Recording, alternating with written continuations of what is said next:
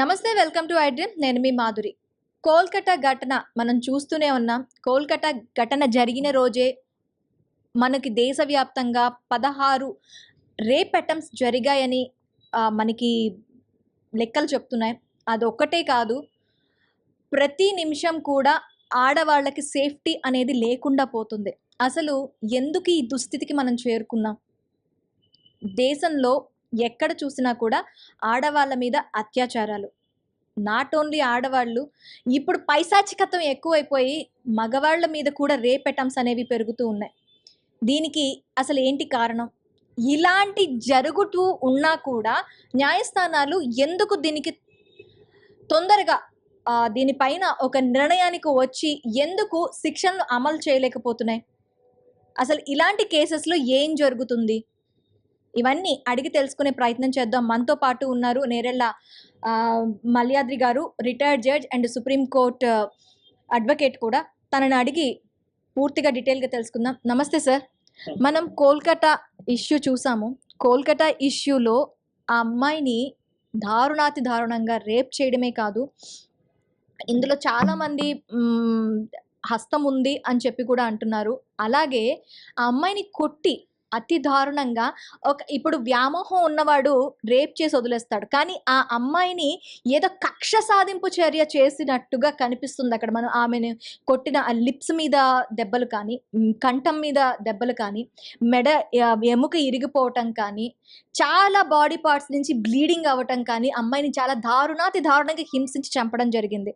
అదే కాదు, మనకి ఆ ఇన్సిడెంట్ జరిగిన తర్వాత కూడా చాలా దగ్గరలో మనకి తెలంగాణలో కూడా ఒక కేసు మనం చూసాము.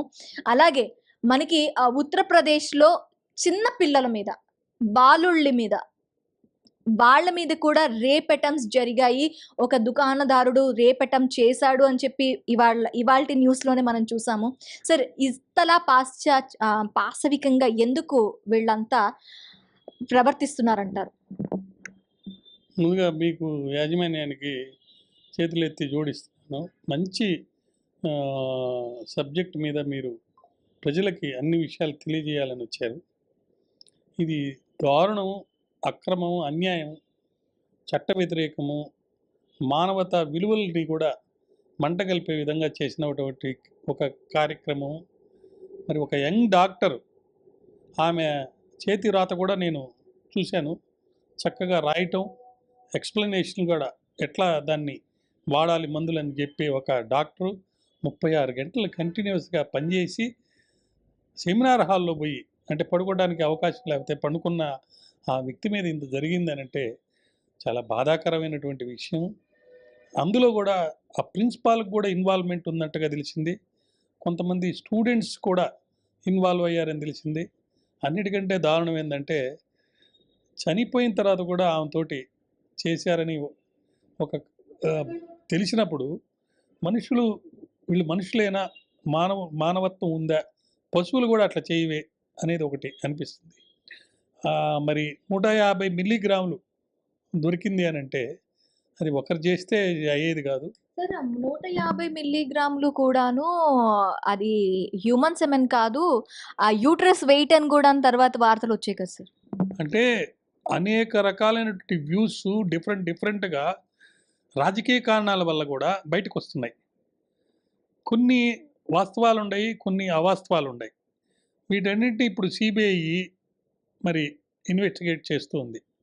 కాకపోతే ఏంటంటే, ఎందుకు సెన్సిటైజ్ కాలేదు? కాళ మీరన్నట్టు శత్రుత్వం ఉండొచ్చు, లేదా లస్ట్ ఉండొచ్చు. ఈ రెండింటి యొక్క రిజల్ట్ ఎలా ఉంటుందంటే, శత్రుత్వం ఉన్నాడు చంపేసి వదిలేస్తాడు, లేదు లస్ట్ ఉన్నాడు ఆ కార్యక్రమం చేసి వెళ్ళిపోతాడు. కానీ ఆ పక్క వాళ్ళు కూడా అసలు పట్టించుకోకుండా రెనోవేషన్ చేస్తున్నారట. బిల్డింగ్ హాస్పిటల్ని రెనోవేషన్ వర్క్ మామూలుగా ఏం జరగనట్టే జరిగి ఆ డెడ్ బాడీ ఆడుంటే ఏదో రెనోవేషన్ కార్యక్రమం మామూలుగా కొనసాగి జరిగిపోతుందట. అదేదో ఎవరిదో సమస్య, ఎవరో వచ్చి చూస్తారులే అని ప్రిన్సిపల్ గారు కూడా పట్టించుకోలేదట. తల్లిదండ్రులు రాత్రి కాలేజ్ కూడా మారిపోయారు. అదే తల్లిదండ్రులు వచ్చి రిపోర్ట్ ఇస్తే 174 కింద అనుమానాస్పద పరిస్థితిలో చచ్చిపోయినట్టుగా కేసు రిజిస్టర్ చేశారు. అంతేగాని రేప్ అని కానీ మర్డర్ అని కానీ చేయటం లేదు. ఇదంతా చూస్తుంటే భారతదేశ చరిత్రలో ఈ కేసే కాదు, చాలా కేసుల్లో ఒక సిస్టమాటిక్ వైలెన్స్ కంటిన్యూస్గా అగెనెస్ట్ ఉమెన్, చిల్డ్రన్ జరుగుతుంది. దాంతోపాటు మిస్సింగ్ గర్ల్స్, ఆంధ్ర రాష్ట్రంలో మిస్సింగ్ గర్ల్స్ని అందరినీ పట్టుకుంటాము, తేల్చేస్తామని చెప్పి పవన్ కళ్యాణ్ గారు చెప్పారు. ఒక అమ్మాయిని తీసుకొచ్చారు జమ్మూ అండ్ కాశ్మీర్లో ఎక్కడో ఉంటే.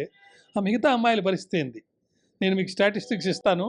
ఒక మిస్సింగ్ గర్ల్స్ విషయంలో కానీ, రేప్ విక్టిమ్స్లో కానీ, డొమెస్టిక్ వైలెన్స్లో స్త్రీలకు జరిగే బాధలు కానీ, మీరన్నట్టు కొంతమంది అమ్మాయిలు అబ్బాయిల్ని రేపు చేసే సందర్భాలు కానీ, అబ్బాయిల్ని హింసపెట్టే సందర్భాలు కానీ, వీటన్నిటికీ మూల కారణాలని వెతకాలి. మన భారతదేశ సంస్కృతి, సాంప్రదాయాలు, ఉపనిషత్తులు, లేదా ఇంకా మన మానవతా విలువలు. వివేకానంద గారు సిస్టర్స్ అండ్ బ్రదర్స్ అనగానే పులకించిపోయారు అందరూ. దానికి అన్నిటికీ కారణం ఏంటి? మనలో భారతదేశ పౌరుల్లో ఒక చైతన్యం, ఒక మానవత విలువ అవన్నీ ఉన్నాయి. అవన్నీ పోయి ఇలా కారణం అవ్వడానికి, ఇలాంటి జరగడానికి అనేక కారణాలు ఉన్నాయి. అవి కొంతమంది ఈ సినిమాల్లో వచ్చే విషయాలు కానీ, లేకపోతే ఏదో బ్లూ ఫిలిమ్స్ అంటారే, దాని అంటారు, అవి కానీ ఇవన్నీ కారణం అంటున్నారు. వీటితో పాటు మనం ప్రపంచ చరిత్ర చూస్తే కూడా అనేక కేసుల్లో మనం చూసినప్పుడు మెంటల్ ఇంబ్యాలెన్స్లోకి ఒక మనిషి, ఒక వ్యక్తి ఎందుకు వెళ్ళిపోతున్నాడు అని మనం కనుక గమనిస్తే చాలా కారణాలు ఉన్నాయన్నమాట. సోషల్గా ఉన్నాయి, రిలీజియస్గా ఉన్నాయి, తర్వాత ఆపర్చునిస్టిక్ కూడా ఉన్నాయి. చాలా విషయాల్లో తెలిసిన వాళ్ళే ఇవి చేస్తున్నారట, బయట వాళ్ళు కాదు. మేనమావలు ఉండొచ్చు, పక్కింటి వాళ్ళు ఉండొచ్చు. చిన్నపిల్లల విషయంలో అయితే మరీ దారుణం. వాళ్ళకి అసలు ఏమీ తెలియదు కాబట్టి అమాయకుల్ని వాళ్ళు అదొక సందర్భంగా చేసి జరుగుతుంది. ఇప్పుడు నిర్భయ 1 అన్నారు 2012లో గ్యాంగ్ రేప్ ఢిల్లీలో జరిగింది. దాని తర్వాత 2017లో ఉన్నావ్ కేసు అది జరిగింది. ఒక గర్ల్ని రేప్ చేసి ఆమె తర్వాత ఊరేసుకొని చచ్చిపోయినట్టుగా ఉన్నావ్ కేసులో జరిగింది. అండ్ ఒక అమ్మాయిని పంట పొలాల్లో రేప్ చేసి పడేసి వెళ్ళిపోయిన బీహార్లో ఘటన. అన్నిటికంటే మన తెలంగాణ రాష్ట్రంలో 2019లో ఒక వెటర్నరీ డాక్టర్ ఆ అమ్మాయిని రేప్ చేసి ఆ అమ్మాయిని సజీవంగా దహనం చేశారు. మనం చంపేశారు, అది జరిగింది, అది వేరే విషయం. కానీ మరి ప్రజలందరూ ఏమనుకుంటున్నారంటే ఇదేదో సింపతిగా 4 మాటలు వీడియోల్లో చెప్పేసేసి తప్పించుకునేది కాదు, లేదా క్యాండిల్స్ వెలిగించి అయిపోయింది అనేది కాదు. అసలు వాళ్ళని క్యాండిల్స్ని కాదు బర్న్ చేయాల్సింది, ఈ తప్పు చేసిన వాళ్ళని బర్న్ చేయాలి అనే ఒక డిమాండ్ వచ్చే పరిస్థితి ప్రస్తుతం వచ్చిందనమాట. ఇవన్నీ చూస్తుంటే ఇంత బ్రూటల్గా రేప్ చేసిన ఈ వీళ్ళని అసలు సభ్య సమాజంలో బతకనియొచ్చా అనే ప్రశ్న మనకు ఉత్సవం అవుతుంది. కొంతమంది చెప్పింది ఏంటంటే అక్కడ అవయవాలు అమ్ముతుంటే అది తెలిసి ఈ అమ్మాయి వాళ్ళ మీద రివోల్ట్ అయితే బిగినింగ్లో ఈ అమ్మాయిని సబ్సైడ్ చేసి కంప్లైంట్ ఇవ్వకుండా ఉండటానికి కొంతమంది స్టూడెంట్స్, ప్రిన్సిపాల్ ఎవరో అందరు కలిసి ట్రై చేశారు. అది హెవీగా వెళ్ళి ఆ అమ్మాయి దానికి ప్రొటెస్ట్ చేసి వ్యతిరేకించింది కాబట్టి ఇలాంటివి జరిగిందనేది ఒక వాదన. ఏది ఏమైనా ఇప్పుడు దొరికిన అబ్బాయి వాడు పోలీసులో వర్క్ చేస్తున్న పరిస్థితి వచ్చిందంటే సిస్టమ్ అనేది సరిగ్గా లేదనేది మనకు అర్థమవుతుంది. పోలీసులో అటువంటి వ్యక్తి ఎందుకు ఉండాలి? వాడు రోజు ప్రాస్టిట్యూషన్ చేస్తాడట, అది లేకపోతే ఉండలేడట. వాడు అక్కడికి ఎందుకు వచ్చాడు ఆ టైంలో? ఇవన్నీ చూస్తే ఎవరో దీన్ని వెనకుని నడిపించారా? అదేవిధంగా రాజకీయంగా ఎందుకు ఎఫ్ఐఆర్ రిజిస్టర్ కాలేకపోయింది? ఎందుకు సమగ్రమైన దర్యాప్తు వెనువెంటనే చేయలేకపోయారు? నేను ఆర్గ్యుమెంట్స్ కూడా లైవ్లో చూశాను. ఇందాక పేరు చెప్పలేకపోయినా కపిల్ సిబాల్ అపీర్ అవుతున్నాడు మన స్టేట్ గవర్నమెంట్కి. తర్వాత ఆయన సెంట్రల్ గవర్నమెంట్ తరఫున సిబిఐకి వెంటనే ఇవ్వాలని అది చూశాను.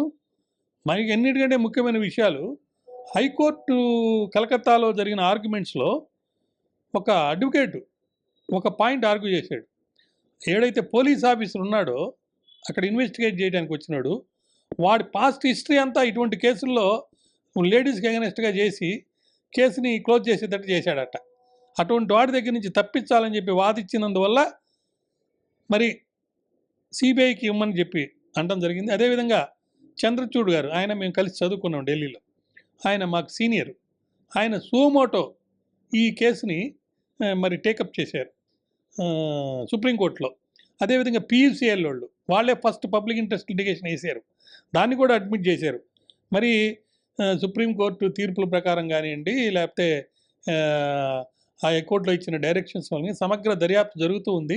ఈ పాలిగ్రఫీ టెస్ట్లో కూడా డిఫరెంట్ వర్షన్స్ వచ్చినాయట. నిన్న జరిగిన పాలిగ్రఫీ టెస్ట్ విషయానికి వస్తే, నేను వెళ్ళినప్పటికే ఆ అమ్మాయి చనిపోయింది అని చెప్పి నిందితుడు ఎవరైతే సంజయ్ రాయ్ ఉన్నాడో చెప్పడం జరిగిందంట. మరి ఆ అమ్మాయి చచ్చిపోయింది అనేటప్పుడు వాడి సీఎం అమ్మాయి బాడీలో ఎలా దొరికింది? అంటే చచ్చిపోయిన తర్వాత ఇతను చేశాడు అని కూడా ఒక వర్షన్ ఉంది. నేను ఇందాక చెప్పాను మీకు, చచ్చిపోయిన శవం మీద కూడా అటువంటి కార్యక్రమం చేశారనేది చాలా జుగుప్సాకరంగా ఉంది. సరే, ఇప్పుడు చాలామంది చెప్పేది ఏంటంటే మనుషుల్ని కాదు జంతువులతో కూడా చేశారట. ఈ మధ్య ఒక కేసు నేను స్టడీ చేశాను. మరి అటువంటి వాళ్ళు వస్తున్న ఈ పరిస్థితుల్లో ఏది జరిగినా కానీ దాన్ని మనం ఆశ్చర్యపోవాల్సిన అవసరం లేదు. అన్నిటికంటే మీరు ఇందాక ఒకటి భారతదేశం మొత్తంలో ప్రతి నిమిషం ఇది జరుగుతుందని అన్నారే, దానికి సంబంధించి ఒక స్టాటిస్టిక్స్ మీకు చెప్తాను. ఎంత దారుణం ఉందంటే, national crime statistics on sexual violence, అంటే రేపు ఒకటే కాదు అన్ని రకాల వైలెన్స్కి సంబంధించి చూస్తే 31,516 కేసులు ఒక్క ఈ 2022 సంవత్సరంలోనే రిపోర్ట్ అయినాయి అంట ఇండియాలో. అయితే వాళ్ళ క్యాలిక్యులేషన్స్ ప్రకారం ఇంకా చాలా కేసులు రిపోర్ట్ కాలేదట. అయితే ఇవన్నీ చూస్తే వాళ్ళకి అందిన సమాచారం ప్రకారం ప్రతి 16 నిమిషాలకి ఒక అమ్మాయిని రేప్ చేయబడుతుంది ఇండియాలో, ప్రతి 16 నిమిషాలకి. ఇటువంటి మన స్టాటిస్టిక్స్ విన్నప్పుడు ఇంకా దారుణమైన ఏంటంటే, మనకు యాక్ట్లు అయితే వచ్చినాయి, వర్క్ ప్లేస్లో కూడా జరుగుతున్నాయి. ఆ వర్క్ ప్లేసెస్లో ఇప్పుడు ఇండస్ట్రీ అన్నారు. ఇండస్ట్రీస్ అంటే హెల్త్ ఇండస్ట్రీ ఉంది, లేకపోతే సినిమా కూడా ఇండస్ట్రీగా పరిగణించారు కాబట్టి మీటూ మూమెంట్ అవన్నీ మనకి తెలిసినాయే. మరి లీగల్ ఫ్రేమ్ వర్క్లో విశాఖ గైడ్లైన్స్ 2013లో యాక్ట్ రావడం అవన్నీ మీకు తెలిసిన విషయమే. అయినా కూడా మీ ఛానల్ ద్వారా ఒక ముక్క చెప్తాను. మనకు 1997లో Vishaka and others versus state of రాజస్థాన్లో సిరీస్ ఆఫ్ గైడ్లైన్స్ ఇచ్చారు, సెక్సువల్ హెరాస్మెంట్ వర్క్ ప్లేస్లో జరగకుండా ఉండేదానికి. తర్వాత ఎంప్లాయర్స్ని ప్రోయాక్టివ్ స్టెప్స్ తీసుకోమని చెప్పారు. 16 ఏళ్ళు జరిగిన తర్వాత 2013లో ఒక యాక్ట్ వచ్చింది. ఆ యాక్ట్ పేరు ఏంటంటే sexual harassment of women at work place prevention prohibition and redressal act 2013. దాంట్లో ఏం చేశారంటే ఇంటర్నల్ కంప్లైంట్స్ కమిటీ ఐసీసీ అనే దాన్ని వర్క్ ప్లేస్లో ఏర్పాటు చేశారు. అంటే వర్క్ చేసే ప్లేస్లోనే ఆ ఎంప్లాయీస్లో కొంతమందిని ఒక ఐసీసీ కమిటీగా పెడతారు. వాళ్ళు ప్రిలిమినరీగా ఫస్ట్ అక్కడ ఇట్లాంటివి జరగకుండా చేయడానికి ట్రై చేస్తారు, ఒకవేళ జరిగితే వెంటనే ఒక యాక్షన్ తీసుకుంటారని పెట్టారు. కానీ కాలక్రమేణా జరిగింది ఏంటంటే, ఈ ఐసీసీలో అక్కడ ఉన్న ఎంప్లాయీసే కాబట్టి ఆ ఎంప్లాయర్ కంపెనీకి చెడ్డపేరు రాకుండా ఉండేదానికోసం వీళ్ళని ఇన్ఫ్లుయెన్స్ చేసి జరిగిన దగ్గర కూడా జరగలేనట్టే రిపోర్ట్ ఇస్తున్నారు. సో అలా దారుణంగా ఉన్న ఈ పరిస్థితుల్లో మీకు తెలుసు, నిన్న ఆనరబుల్ జస్టిస్ హేమా కమిటీ కేరళలో, దాని గురించి కూడా నేను చెప్తాను, నిన్ననే వచ్చింది అది. దానికంటే ముందల మీకు ఒక కేసు గురించి నేను చెప్పాలి. అదేంటంటే Nipun Saxena versus union of India 2018లో 228A Indian penal code section 1 ఆ తీర్పు వల్ల వచ్చితే ఎవరు కంప్లైంట్ ఇచ్చారు, ఎవరు బాధితులు, వాళ్ళని ఏ విధంగా ఆ బాధితుల పేర్లు కానీ డీటెయిల్స్ కానీ ఎలా ఉంటారు, ఏ కర్లలో ఉంటారు, ఇటువంటి చెప్పకూడదని చెప్పి ఒక సెక్షన్ పెట్టారు. తర్వాత ఇప్పుడు కొత్తగా వచ్చిన భారతీయ న్యాయ సంహిత యాక్ట్, అది దాంట్లో కూడా సెక్షన్ 72, 73 అని పెట్టారు. ఈ యాక్ట్లు అయితే ఉన్నాయి. ఎందుకంటే ప్రైవసీ అనేది చాలా ముఖ్యం. ఎవరికి జరిగింది అని తెలిస్తే వాళ్ళని కించపరుస్తూ చూస్తారు, వాళ్ళకి వర్క్ కూడా ఇవ్వరు మళ్ళీ. సో పుట్టుస్వామి కేసు అని ఒకటి జరిగింది, Puttaswamy versus KS Puttaswamy versus union of India అని 2017లో జరిగింది. దాంట్లో రైట్ ఆఫ్ ప్రైవసీ మీద, అంటే స్త్రీలకి ఒక ప్రైవసీ ఉంది, అది article 20, no person shall be deprived of his life or personal liberty without any procedure established by law, అయితే డ్యూ ప్రాసెస్ ఆఫ్ లా అన్ని దేశాల్లో ఉంది, అమెరికాలో ఉంది. సో ఆ ప్రైవసీని ఏ బట్టలు వేసుకోవాలి, ఎలా ఏం తిండి తినాలి, ఎలా ఉండాలనే దానికి ఒక హక్కు ప్రతి వ్యక్తికి, స్త్రీలకు కూడా ఉంది. కాబట్టి దాన్ని కాపాడాలంటే, ఎక్కువ కేసులు రిపోర్ట్ అవ్వాలి అంటే ఆ రైట్ ఆఫ్ ప్రైవసీని ప్రొటెక్ట్ చేయడానికి వచ్చిన ఈ చట్టాల్లో, చట్టాలైతే బాగుండేవి కానీ నిజ జీవితంలో అలా జరగలేదు. మనం పోలీస్ స్టేషన్కి వెళ్ళి నా మీద రేప్ జరిగిందంటే కూర్చోమ్మాడంటారు, ఆ అమ్మాయిని పోనీరు, ఉంచుతారు అక్కడే. అట్లే కోర్టులో ఆ అమ్మాయిని క్రాస్ ఎగ్జామిన్ చేసేటప్పుడు కూడా మనం చాలా సినిమాల్లో కూడా చూస్తాం, పవన్ కళ్యాణ్ సినిమాలో కూడా దాంట్లో జరిగింది. సో అనేక విధాలుగా తన మనసు బాధపడేటట్టు, నిజాన్ని బయటికి చెప్పకుండా ఆపేటట్టుగా. మీరు యాజ్ ఏ జడ్జిగా చేశారు, అలాగే ఇప్పుడు సుప్రీంకోర్టు లాయర్గానే ఉన్నారు. సో ఇలాంటి కేసెస్కి సంబంధించి ఒక సత్వర న్యాయం జరగాలి. అసలు సత్వర న్యాయం జరగకపోవడానికి కారణం ఏంటి? సత్వర న్యాయం జరగాలి అంటే కోర్టులు కానీ, ఇటు న్యాయ వ్యవస్థ కానీ ఎలా దీన్ని బ్యాలెన్స్ చేయాలి అంటారు? ఇక్కడ అమ్మా మీరు మూడు మూడు మూడు విషయాల గురించి మనం మాట్లాడుకోవాలి. ఒకటి ఏంటంటే, ప్రపంచంలో ఒక 2 ఫేమస్ కేసుల గురించి చెప్పుకోవాలి. దాంతోపాటు ఈ సినిమా ఇండస్ట్రీలో ఈ పైరసీలు అనుకోండి, లేకపోతే ఇందాక మనం అనుకున్నాం సెక్చువల్ ఫిల్మ్స్ కానీ, యూట్యూబుల్లో కానీ పోర్న్ వీడియోస్ కానీ, నాకు ఆ పేరు రావడం లేదు, పోర్న్ వీడియోస్ కానీ, వాటికి సంబంధించి మనందరికీ తెలిసిందే మీ టూ మూమెంట్. అది ఎప్పుడు వచ్చింది? 2017లో హార్వీ వెన్స్టైన్ అనే ఆయన ఎక్స్పోజ్ చేశాడు, సినిమా ఇండస్ట్రీలో ఈ కారణాలు ఏదైనా హెరాస్మెంట్ జరుగుతుందని. తెలుగు ఫిలిం ఇండస్ట్రీలో కూడా ఎవరి పేర్లు మనకు అవసరం లేదు, అక్కడ కూడా ఇవన్నీ ఎక్స్పోజ్ చేసి వచ్చినాయి. ఇప్పుడు కేరళలో వచ్చింది. ఈ కేరళలో జస్టిస్ హేమ గారు ఒక రిపోర్ట్ ఇచ్చారు, జరిగేది వాస్తవమే, ఆ జరిగిన దానికి ఇదిగో పలానా వాళ్ళకి ఇట్లా జరిగింది అని పేర్లు చెప్పకుండా ఆమె ఇస్తే ఆ పేర్లు బయటపెట్టమని అడుగుతున్నారు. అంతేకాకుండా ఇద్దరు ఈ అదే మనకి ఇప్పుడు ఎట్లా ఇక్కడ ప్రొడ్యూసర్స్ ఏదో ఉంటుంది కదా, అమ్మ అని ఏదో ఉంటుంది అక్కడ, మా ఎట్టుందో అక్కడ అమ్మ ఉంది, అక్కడ అమ్మ అంటారు దాన్ని. ఆ అమ్మాలో ఇద్దరు రాజీనామా కూడా చేసేసారు నిన్న. సో అంత సీరియస్గా స్ట్రాంగ్గా అక్కడ మూమెంట్ వచ్చింది. సో ఈ కల్చర్ అంటే సినిమా ఇండస్ట్రీలో వచ్చినటువంటి అనేక చెడు అలవాట్లు నిజ జీవితంలో కూడా వచ్చేసింది. అదేవిధంగా ఇప్పుడు యుఎస్లో జరిగే ఈ ఫంక్షన్స్లో ఇక్కడి నుంచి కొంతమంది కళాకారులు, ప్రొఫెషనల్స్, వాళ్ళు అక్కడ డ్యాన్స్, యాక్టింగ్ వాళ్ళకి వెళ్ళేవాళ్ళు కాంట్రాక్ట్లో మటుకు దీంతో కాకుండా అక్కడ ప్రాస్టిట్యూషన్ కూడా యాక్సెప్ట్ చేసి వెళ్ళారు. దాని మీద కూడా నేను ఎన్టీవీలో విత్ రికార్డెడ్ ఎవిడెన్స్లో చూశాను. అక్కడ ప్రాస్టిట్యూషన్ అనేది పర్మిటెడే, బట్ విత్ లైసెన్స్. వీళ్ళు అనఫిషియల్గా వీళ్ళ పేర్లు రాకుండా వీళ్ళు అక్కడ ప్రాస్టిట్యూషన్ చేశారు. అంటే మేధావులు, సెలబ్రిటీస్ కూడా డబ్బు కోసం కానివ్వండి, పనుల కోసం కానివ్వండి, వాళ్ళు అమ్ముకునే పరిస్థితి మనం చాలా సందర్భాల్లో చూస్తున్నాం. అయితే తెలంగాణ రాష్ట్రానికి సంబంధించి ఈ మధ్య కొత్తకోట శ్రీనివాసరెడ్డి అని కమిషనర్ గారు ఇక్కడ, ఆయన ఒక స్టాటిస్టిక్స్ ఇచ్చాడు. ఎంత అలార్మింగ్ సిచ్యువేషన్ ఉందంటే, నెంబర్ 1 హైదరాబాద్ సిటీ పోలీస్ లిమిట్స్లో 2023లో 2022 కంటే 12% రైజ్ అయ్యి కేసులు రిపోర్ట్ అయినాయంట. అంటే రోజు రోజుకి ఇలాంటి నేరాలు పెరుగుతూ ఉన్నాయి. అది నేను చెప్పదలుచుకుంది. హైదరాబాద్ సిటీలో ఇన్ని కెమెరాలు ఉన్నాయి, ఇంతమంది చదువుకున్నారు, 24 hours బిజినెస్ చేసుకోమంటున్నారు, మాది వరల్డ్ సిటీ అంటున్నారు. మొన్న ఆయన రేవంత్ రెడ్డి గారు అక్కడ వెళ్ళి నా పోటీ వేరే రాష్ట్రంతో కాదు, నా పోటీ చైనాతో అన్నాడు.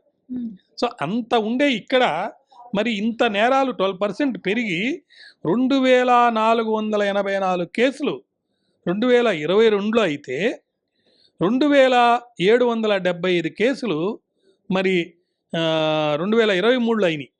అంతేకాకుండా 291 కేసులు ఎక్కువైనాయి 2023లో. వాటిల్లో 67 కేసులు రేపులంట. 403 కేసులే రిపోర్ట్ అయినాయి అంట, అండ్ రిజిస్టర్డ్ యాజ్ రేప్స్. మిగతా అన్నీ రిజిస్టర్ కూడా కాల. ఇది ఆ స్టాటిస్టిక్స్. వేరే కేసుల సంగతి మనకు అవసరం లేదు ప్రస్తుతానికి. కానీ ఓవరాల్ క్రైమ్ కూడా ఒక 2% ఇంక్రీజ్ అయిందంటమ్మా. తర్వాత protection of children from sexual offenders act అనే దాన్ని చూస్తే 12% తగ్గిందంట. దీనికి కారణం ఏంటి? చిన్నపిల్లల మీద జరిగే నేరాలు 12% తగ్గడం ఏంటి? పెద్దవాళ్ళ మీద జరిగే నేరాలు 2% పెరగడం ఏంటి అని కనుక చూస్తే, ఇప్పుడు చిన్నపిల్లల మీద జరిగే నేరాల మీద ప్రజలు ఎక్కువగా కాన్సన్ట్రేట్ చేసి ఆ కేసుల్లో శిక్షలు ఎక్కువ పడుతున్నాయంట. దానికి సపరేట్ కోర్ట్స్ వచ్చినాయి. రేప్ కేసెస్లో వచ్చే తీర్పిచ్చే కేసు కోర్ట్స్ వేరు, ఈ దీన్ని జరిగే కేసెస్ వేరు. అంటే 2022 కంటే 50 కేసులు తగ్గినాయంట. ఇది ఒక అచీవ్మెంట్గా చెప్పొచ్చు మనం తెలంగాణ రాష్ట్రంలో. అయితే ఇక్కడ మనం చూడాల్సింది ఏంటంటే, పోలీసు వాళ్ళు గట్టిగా పనిచేస్తున్నా, జడ్జిలు తీర్పులు ఇస్తున్నా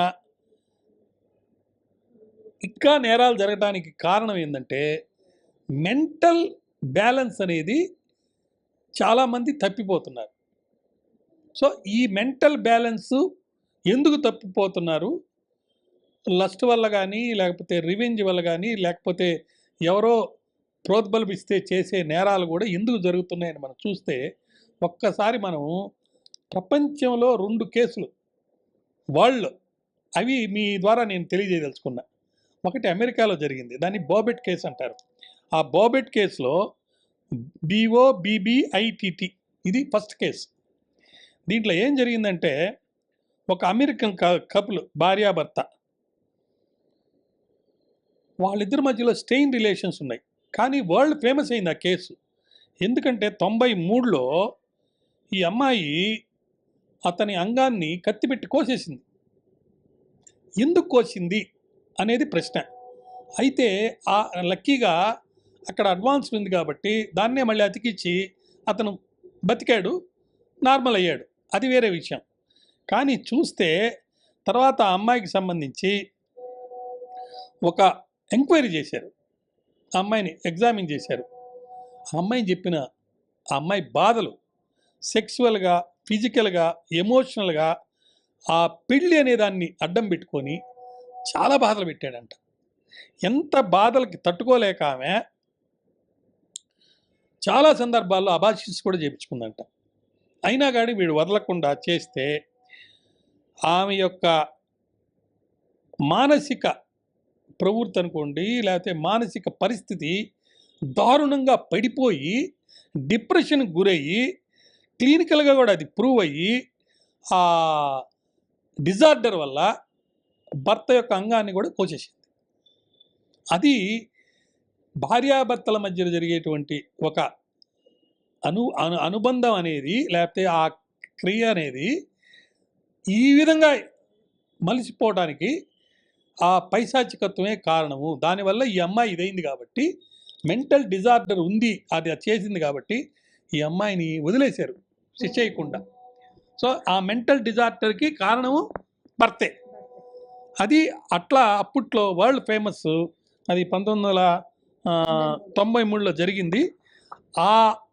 అప్పటి నుంచి భార్యాభర్తల మధ్యలో జరిగే కేసుల విషయంలో కానీ, లేదా ఇతర కేసుల్లో కానీ మెంటల్ డిజార్డర్ అనేది, లేకపోతే మెంటల్ బ్యాలెన్స్ అనేది సైకియాట్రిక్గా కానీ, సైంటిఫిక్గా కానీ ఒక ప్రాతిపదికన స్టడీ చేసి దాన్ని కంట్రోల్ చేయాలి.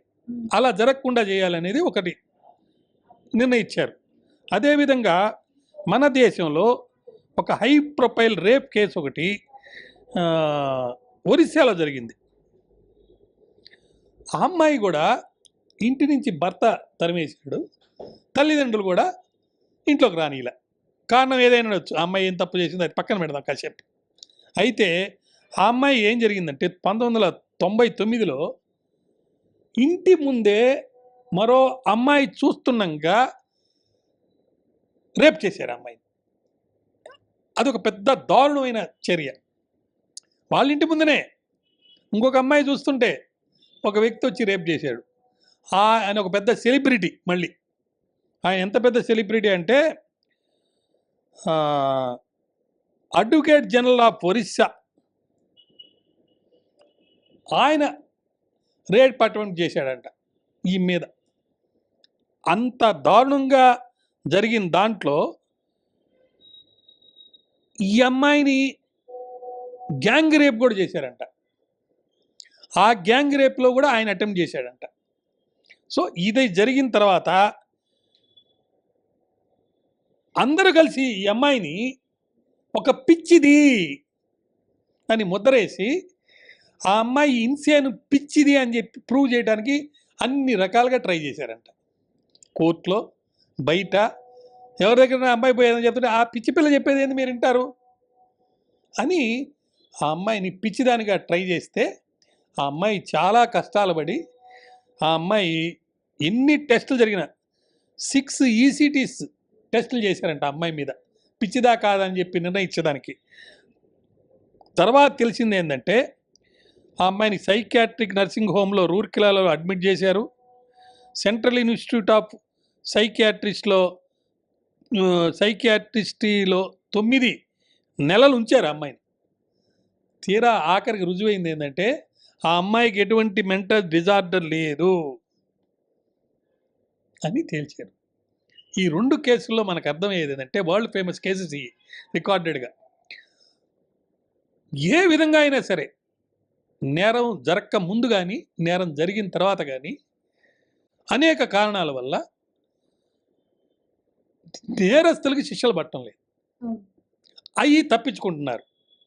ఈ సందర్భంగానే మరి మేము కూడా చాలా దీనికి రీసెర్చ్ చేసి మరి పాల్ గారు, కేఏ పాల్ గారు అని నా మిత్రుడు, ఆయన నా సోదరుడు, ఆయన చేత ఈరోజు తెలంగాణ రాష్ట్రంలో పబ్లిక్ ఇంట్రెస్ట్ లిటిగేషన్ పిటిషన్ ఈరోజు నేను డ్రాఫ్ట్ చేసిస్తే ఆయన ఫైల్ చేశారు. సో దాంట్లో మీరు ఇందాక అడిగారు ఎలా దీన్ని కాపాడాలి, ఏం చేయాలని.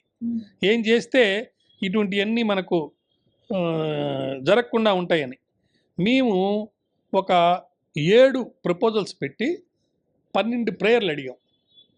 ఫస్ట్ ప్రపోజల్ ఏంటంటే, సో మేము ఏం చెప్తున్నామంటే ముందు స్టూడెంట్స్లో చైతన్యం రావాలి, వాళ్ళకి ఒక అజిటేటింగ్ మోడ్లోకి ఈ పర్టికులర్ ఇష్యూ మీద తీసుకెళ్ళటానికి ఎడ్యుకేషన్ ఇన్స్టిట్యూషన్లో కానీ లేకపోతే వాళ్ళ ఫ్యామిలీ లైఫ్లో కానీ తల్లిదండ్రుల ద్వారా కానీ ఒక ట్రైనింగ్ అనేది, సెన్సిటైజేషన్ అనేది జరగాలి. అక్కడ 2 రకాలైనటువంటి రైట్స్ని ప్రొటెక్ట్ చేయడానికి కావాలి. ఒకటి వాళ్ళ ఎడ్యుకేషనల్ రైట్స్, 2 వాళ్ళ ఉమెన్స్ రైట్స్, అంటే ఈ ఉమెన్కి సంబంధించిన రైట్స్. ఈ 2 కూడా ప్రొటెక్ట్ చేయడానికి ఒక డిమాండ్ అనేది వాళ్ళ మైండ్లో సెన్సిటైజ్ చేసి పంపించాలి. రెండోది, ఎవరైనా తప్పు చేస్తే వాడి యొక్క ప్రాపర్టీని సీజ్ చేసి డిస్ట్రక్ట్ చేయాలి. క్రైమ్ ఎగనెస్ట్ ఉమెన్ కానీ ప్రొఫెషనల్స్ కానీ చేస్తే టాలరేట్ చేయరు, వాడికి ఉన్నటువంటి మొత్తం ఆనందం పోద్ది. అంటే వాడు ఒక ఆనందం పొందడానికి వచ్చి చేసినప్పుడు వాడి జీవితం మొత్తం దుఃఖం అయిపోయేటట్టు కనుక మన పనిష్మెంట్ పెడితే కేవలం ఏదో 2 నెలలు 3 నెలలు జైల్లో పెట్టడం కాకుండా వాడే దాకొస్తాడు. అది 2వ పాయింట్. 3వ పాయింట్, ఇప్పుడు ఈ బిఎన్ఎస్ యాక్ట్లో కూడా చాలా అమెండ్మెంట్స్ తీసుకొచ్చారు, కానీ ఇంకా ఎక్కువ అమెండ్మెంట్స్ తీసుకొచ్చి మోడరన్ ఇన్వెస్టిగేటివ్ టెక్నిక్స్ సైంటిఫిక్గా ఇంట్రడ్యూస్ చేసి నేరం జరగకుండా అలార్మింగ్ సిచ్యువేషన్ను ప్రివెంట్ చేస్తే ఖచ్చితంగా నేరాలు జరగవు. సో ఇప్పుడు మీరు నైటు వర్క్ ప్లేస్లోకి వెళ్తున్నారు, ఎక్కడెక్కడ ఏ ట్రబుల్స్ ఉన్నాయి, ఆ ట్రబుల్స్ రాకుండా అక్కడ ఏం చేస్తే సరిపోద్ది.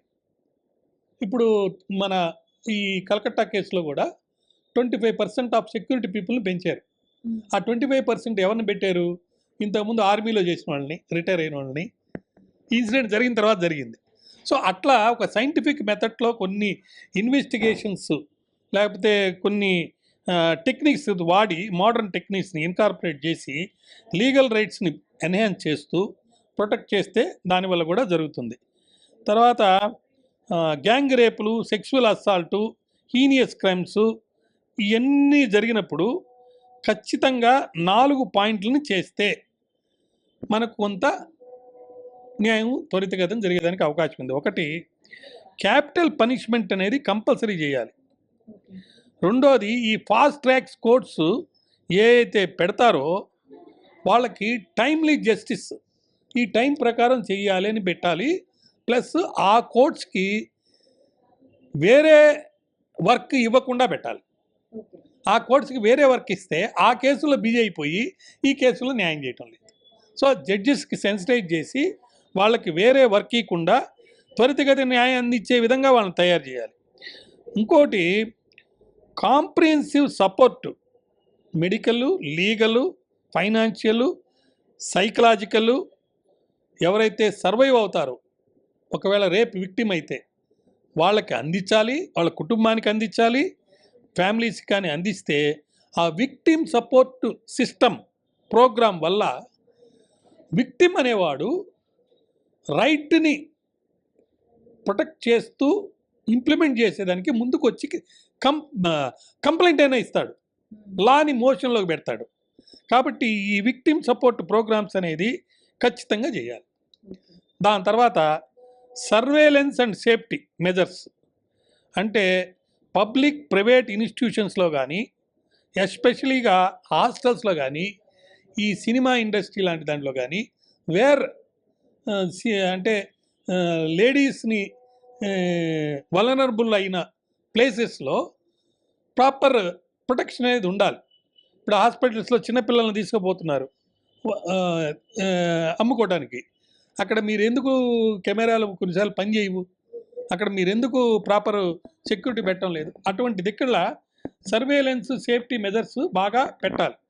అలా పెడితేనే ఖచ్చితంగా మనకు కొంచెం జరుగుతుంది. అయితే మీరు అడగచ్చు, మీరు ఏదో పబ్లిక్ ఇంట్రెస్ట్ లిటిగేషన్ వేస్తా అన్నారు, సో ఎన్ని జరిగితే బాగుండని. అసలు కోర్టు మీరేం అడుగుతున్నారు? కోర్టు ఏం చేస్తే, ఎటువంటి రిలీఫ్స్ మీకు ఇస్తే ఇవన్నీ ప్రొటెక్ట్ చేయబడతారు? దానికి ఒక 19 రిలీఫ్లు మేము ప్లాన్ చేసాం.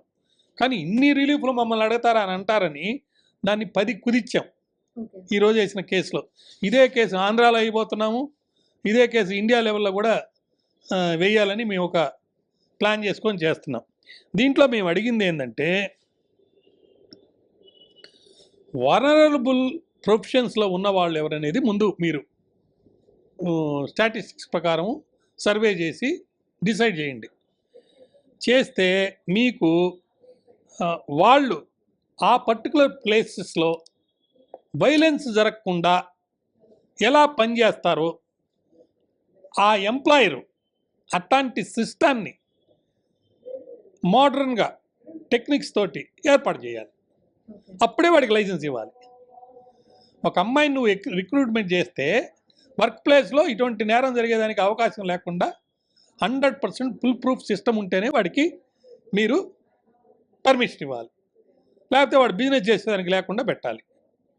లేకపోతే అమ్మాయికి ఎంప్లాయ్మెంట్ మాకు ఇస్తే నీ యొక్క బాధ్యత, అక్కడైనా జరిగిందంటే నువ్వు ఇబ్బంది పెడతావు అని ఎంప్లాయర్ మీద డ్యూటీ పెట్టాలి. ఇది నెంబర్ 1 మేము అడిగేది ప్రేయర్. నెంబర్ 2, ఇందాక అది వచ్చింది, ఒక స్ట్రాంగ్ డెటర్మెంట్ మెసేజ్ ఏమని వెళ్ళాలంటే, తప్పు చేసావా నీ పూర్తి ఆనందం పోద్ది, నీకు పిల్లలతో కానీ లేకపోతే ఇంట్లో వాళ్ళతో కానీ సంబంధం లేకుండా నీ ఆస్తులు మొత్తం గవర్నమెంట్ కొట్టేస్తుంది అనేటువంటి ఒక భయం అనేది రావాలి. ఇన్వెస్టిగేషన్ని సైంటిఫిక్ వేలో, సైంటిఫిక్ వే అంటే ఒకటి, కొన్ని ఇంపార్టెంట్ గాడ్జెట్స్ ఉంటాయి, వాటిని కనుక మనము అక్కడ అంటే సీన్ ఆఫ్ అఫెన్స్లో కానీ నేరం జరిగిన తర్వాత కానీ, ఇప్పుడు ఫర్ ఎగ్జాంపుల్ పాలిగ్రఫీ టెస్ట్ అనుకోండి, ఆ టెస్ట్కి ఉపయోగించి కానీ ఇంకా ఇంప్రూవ్ చేసి అడ్వాన్స్డ్ స్టేజ్లో ఉన్నాయి వాటిని తీసుకురావాలి. ఇప్పుడు డిఫెన్స్లో కొన్ని ఉంటాయి ఐటమ్స్, ఒక చేతి రాతే ఉందనుకోండి, అది ఏ సంవత్సరం ఎప్పుడు ఏ టైంలో రాశారనేది తెలుస్తుంది. అది మామూలుగా బయట చేయడానికి లేదు, ఆ టెస్ట్ అక్కడే జరపచ్చు. అది ఇటువంటి కేసుల్లో వాడుకునేదానికి పెట్టాలి, అటువంటి ఇన్స్ట్రుమెంట్స్ తీసుకొచ్చి పెట్టాలి. సో అట్లాంటివి ఒకటి పెట్టాలని చెప్పి ఒకటి కోరాం. ఇంకోటి ఏం చేసామంటే, తెలంగాణలో హైకోర్టు మానిటర్ చేస్తూ fast track mechanism establish, special courts పెట్టి అక్కడ ఫెసిలిటీస్ అన్నీ ఏర్పాటు చేయాలి. ఇప్పుడు ఆడకి పోతే కూర్చునేదానికి ఉండదు కొన్ని కోర్ట్స్‌లో. మీరు ఎళ్లి చూడండి కావాలంటే. I will come and show. ఆ వచ్చినోళ్ళు వాళ్ళేదో బెగ్గర్స్ లాగా ఒక్కదిక్కడ ఒక 10 మందిని కూర్చోబెడతారు. ఈ అమ్మాయికి ఆ అమ్మాయి కథ చెప్తది. ఆ అమ్మాయికి ఈ అమ్మాయికి జరిగిన కథ చెప్పుకుంటుంటది. సో ఇద్దరు కుంగిపోవడమే తప్ప వచ్చే లాభం లాభం ఉండదు. అదే అక్కడున్న ఫెసిలిటీస్‌లో ఇప్పుడు చార్మినార్ దగ్గర కట్టిన కోర్ట్, ఫ్యామిలీ కోర్ట్ చూడండి. 5 స్టార్ హోటల్‌లాగా కట్టారు. అంటే ఇప్పుడు ఈరోజు కవితని అరెస్ట్ చేసి తీసుకెళ్ళిన ఈడీ కోర్టు మీరు చూస్తే ఆశ్చర్యపోతారు. ఒక 5 స్టార్ హోటల్. ఎందుకు కట్టారు అక్కడ? అక్కడికి వెళ్ళే వాళ్ళంతా రాజకీయ నాయకులు. కాబట్టి వాళ్ళు కంఫర్టబుల్‌గా అసలు ఆ కోర్టులో నుంచి మీరు పోతా ఉంటే ఏదో ఒక హోటల్లో నుంచి మీరు వెళ్తుంటే గన్నులు పెట్టుకొని ప్రొటెక్ట్ చేస్తూ వాళ్ళు నేరస్తులాగా అనిపించదు. రాజమర్యాదలాగా ఉంటుంది. మరి వీళ్ళు పాపం A+ పీపుల్ మీరు ప్రొటెక్ట్ చేయాల్సిన వాళ్ళు చేయకపోతే వాళ్ళు బాధ అయిపోయి మీ డ్యూటీ మీరు నిర్వర్తించకపోతే వాళ్ళ జీవితం నాశనం అయినప్పుడు వాళ్ళు కోర్టుకు వచ్చినప్పుడు మీరు ఎలా విక్టిమ్గా ఎందుకు ట్రీట్ చేయలేకపోతున్నారు? వాళ్ళు బాధితులుగా ఎందుకు గమనించలేకపోతున్నారు? మీ డ్యూటీ వాళ్ళని ప్రొటెక్ట్ చేయాలి. వాళ్ళకి ఫెసిలిటీస్ ఉండవు. తాగేదానికి మంచినీళ్ళు ఉండవు. వాళ్ళకి వచ్చిన దానికి బత్తాలు ఇవ్వరు. వాళ్ళు డబ్బులు పెట్టుకొని ఎందుకు రావాలి? నేరం జరిగింది. ప్రూవ్ చేయాల్సిన బాధ్యత పోలీస్ మీద ఉంది. వాళ్ళకి మంచి కారు ప్రొవైడ్ చేసి కారులో తీసుకురండి, ప్రొటెక్షన్ ఇవ్వండి. ఈ కేసు అయిపోయేదాకా విట్నెసెస్కి సేఫ్టీ రూమ్స్ ఉండాలి. ఇటువంటి ఫెసిలిటీస్ లేకుండా పెట్టారు కాబట్టి అవన్నీ పెట్టాలని చెప్పేసి ఒకటి అడిగాము. అదేవిధంగా ఎక్కడ నేరం జరిగినా కానీ ఆ ప్రదేశానికి వెళ్ళి పోలీస్ వాళ్ళు, సోషల్ రిఫార్మిస్టులు ఇంకా చాలామంది అక్కడికి వెళ్ళి అక్కడ పీపుల్ అందరినీ ఎడ్యుకేట్ చేయాలి, సెన్సిటైజ్ చేయాలి. ముందు పీపుల్ని చేయాలి. ఏదో ఎక్కడో జరిగింది పోయి ఎఫ్ఐఆర్ రాసుకొని అయిపోయిందని కాకుండా మళ్ళీ అక్కడ అటువంటి జరగకుండా ఉండేదానికి కావాల్సిన స్టెప్స్ తీసుకోవాలి. తర్వాత ఒక డీటెయిల్డ్ సర్వే చేసి పెండింగ్ కేసులు ఏముండయి, అసలు కేసెస్ రిపోర్ట్ కానీ ఏంటి, ఆ రిపోర్ట్ కాకపోతే ఎందుకు కాలేదు, అక్కడ ఏమైనా ఎకనామిక్ ప్రాబ్లం వచ్చిందా, అంటే ఆర్థిక ఇబ్బంది వల్ల న్యాయం పొందలేనటువంటి పరిస్థితి అక్కడ విక్టిమ్కి వచ్చి కేసు పెట్టలేకపోయారా అనేది డీటెయిల్డ్ రిపోర్ట్ చేసి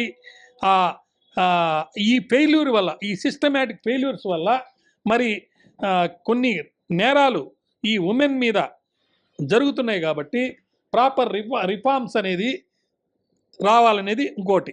తర్వాత ఇందాక మనం మాట్లాడుకున్నాం కాంపెన్సేషన్ ఇవ్వాలని. అదేవిధంగా safety and security of women in work ప్లేసెస్లో ఆ వర్క్ ప్లేసెస్ అనేది డెఫినెట్ ఇచ్చేటప్పుడు ఒక ఇండస్ట్రీ అంటున్నారు, వర్క్ ప్లేస్ అంటున్నారు. కానీ ఇండస్ట్రీ అంటే డెఫినేషన్ ఉంది, వర్క్ ప్లేస్ అంటే డెఫినేషన్ లేదు. ఎక్కడ పోయి నువ్వు ఎంప్లాయ్మెంట్ చేసినా కానీ అది వర్క్ ప్లేస్ అయి ఉండాలి. ఫర్ ఎగ్జాంపుల్ మీరు ఇక్కడికి వచ్చారు, ఇక్కడ వర్క్ ప్లేస్ ఇది మీ వర్క్ ప్లేస్ అనగా దాన్ని డెఫినేషన్లోకి తేవాలి. మీ ఆఫీస్లో కూర్చొని అక్కడే కాదు, మీ ఆఫీస్కి కంటిన్యూషన్ పనిలో మీరు ఎక్కడ పోయి పని చేస్తున్నా ఆ ఎంప్లాయర్ మీకు ప్రాపర్ ప్రొటెక్షన్ ఇచ్చి మీరు వస్తున్నప్పుడు మీకు కారు వ్యవహారం ఎట్లా జరుగుతుందో అట్లా ప్రతి ఒక్క వర్క్ ప్లేస్ రియల్గా అంటే ఫిజికల్గా చేసే వర్క్ ప్లేస్ని వర్క్ ప్లేస్గా డెఫినేషన్ తీసుకురావాలి. మీకు కేవలం ఆఫీస్ రూమ్లోనే కాకుండా తర్వాత ఇంతకుముందు మనం ఐసీసీ అనుకున్నాం. ఐసీసీ అంటే ఇంటర్నల్ కోర్ కమిటీ, వాళ్ళు మాత్రమే ఆ యొక్క వర్క్ ప్లేస్లో ఏమైనా తప్పులు జరిగితే దాని మీద చర్యలు తీసుకోండి. అట్లా కాకుండా ఇండిపెండెంట్ బాడీ ఒకటి ఉండాలి. ఆ ఇండిపెండెంట్ బాడీ ఎక్కడి నుంచి ఎవరు కంప్లైంట్ ఇచ్చినా, ఇప్పుడు హైడ్రాలో ఇండిపెండెంట్ బాడీ ఒకటి పెట్టారు, ఒక పోలీస్ స్టేషనే సపరేట్గా పెట్టారు. ఇవన్నీ అనుకుంటే చేసేయచ్చు. ఐసీసీ మాత్రమే ఎప్పుడో 90లో వచ్చిన ఐసీసీ ఇంకా కంటిన్యూ చేయకుండా ఒక ఇండిపెండెంట్ బాడీ అనేది ఓవర్సీస్ అంటే దీన్నన్నీ కూడా పరీక్షించి చూసే విధంగా తీసుకురావాలి. సో ఒక సిస్టమేటిక్ వేలో జెండర్ ఇన్ఈక్వాలిటీ, వైలెన్స్ జరగకుండా ఏం చేస్తే బాగుంటుందో దానికి సంబంధించిన అన్నీ చేయాలి. చివరిగా మరొక రిలీఫ్ కూడా అడిగాం. అదేంటంటే మిస్సింగ్ గర్ల్స్ ఎవరున్నారో వాళ్ళందరికీ ఆ గర్ల్ మళ్ళీ వెనక్కి రావాలి. ఆ రాకపోయినా కనీసం బాడీ దొరక్కపోయినా ఎవరు దానికి కారణమయ్యారో వాళ్ళ మీద చర్యలు తీసుకోవాలి. ఈ మిస్సింగ్ గర్ల్స్ మీద చర్యలు తీసుకుంటే నేరాలు అనేవి ఆటోమేటిక్గా జరగకుండా పోతాయి. సో ఇలాంటివన్నీ కావాలని మేము ఈరోజు పబ్లిక్ ఇంట్రెస్ట్ లిటిగేషన్లో డాక్టర్ కేఏ పాల్ గారి ఆధ్వర్యంలో ఆయన పబ్లిక్ ఇంట్రెస్ట్ కలిస్తే నేను డ్రాఫ్ట్ చేసి ఈ రిట్ పిటిషన్ వేసాను. ఖచ్చితంగా దీంట్లో అయినా కొంత జరగద్దని అనుకుంటున్నాము.